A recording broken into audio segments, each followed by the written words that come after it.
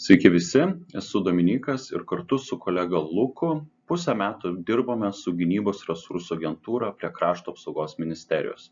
Ir šiandien aš jums papasakosiu apie technologijų taikymą Lietuvos kariuomeniai.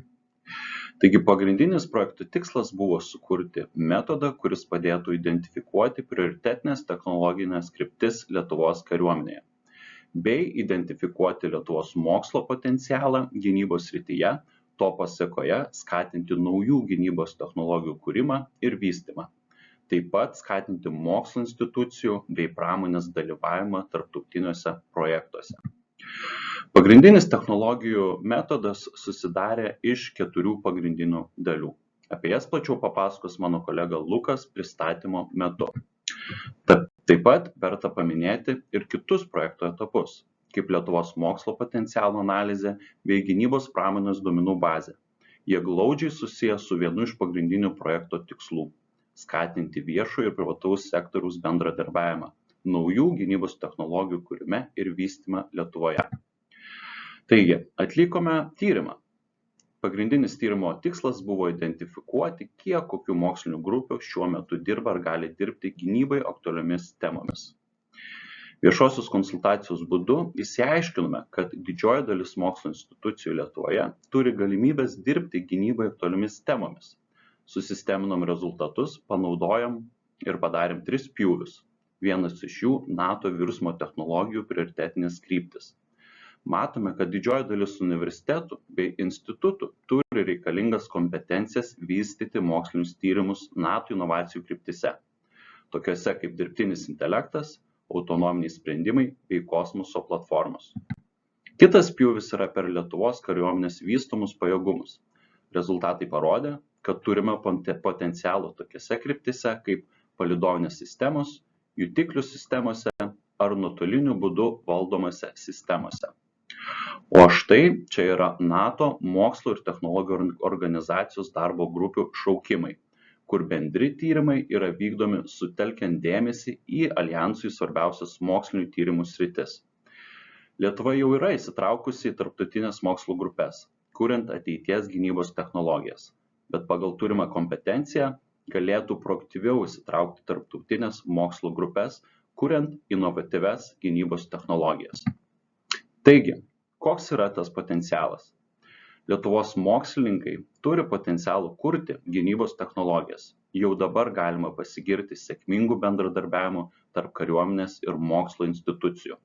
Tokiuose projektuose kaip lazerinė komunikacija tarp laivų ar skraidančio šaudmens projektai. Bet nėra taip viskas paprasta, kaip atrodo. Dėl nepalankios geopolitinės situacijos šalyje, Lietuvos kariuomenė turi sparčiai stiprinti kovinę galią, pirkdami jau galutinį produktą. O dėl mokslinių tyrimų ilgos trukmės, eksperimentinė plėtra patenka į Lietuvos kariuomenės ilgalaikius prioritetus. O dabar mano kolega Lukas papasakos apie gynybos technologijų plėtrą. Sveiki. Gynyba yra tapusi šalies prioritetu. Ir prioritetu yra tapusi plačiai. Kaip pavyzdys, 4 ministerijos, ne tik Krašto apsaugos ministerija, šalies gynybas skelbia kaip jų prioritetinę sritį. Dabar klausimas yra, ar galim kažkaip prisidėti prie Lietuvos gynybos plėtros? Galbūt. Projekto eigoje padarėm Lietuvos gynybos sektoriaus analizę, peržiūrėjom stiprybės, silpnybės, galimybės, grėsmes, peržiūrėjom NATO technologinius prioritetus, virsmo technologijų prioritetus.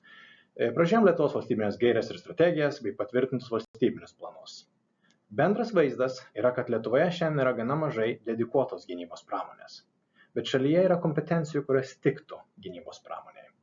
Yra dar nenaudojimų bendradarbiavimo galimybių. Rinka yra maža, todėl reikia bendro fokuso ir gero sustygavimo. Papildomai būtų gerai suprasti esamą gynybos pramonę. Kodėl reikėtų suprasti? Gynyboje yra daug tarptautinio bendradarbiavimo. Bendros pratybos, mokymai, parodos, renginiai. Ką daryti, jeigu pamatom galimybę Lietuvos gynybos sektoriui? Pamiršti ar kažką su ja daryti? Kad kažką su ja daryti, reikia suprasti, kaip Lietuvos gynybos sektorius atrodo. Ir todėl padarėm Lietuvos įmonių duomenų bazę, Šitas dalykas buvo svarbus jau ne pirmus metus ir jis buvo darytas anksčiau. Skirtumas dabar, kad šita duomenų bazė yra šiek tiek didesnė.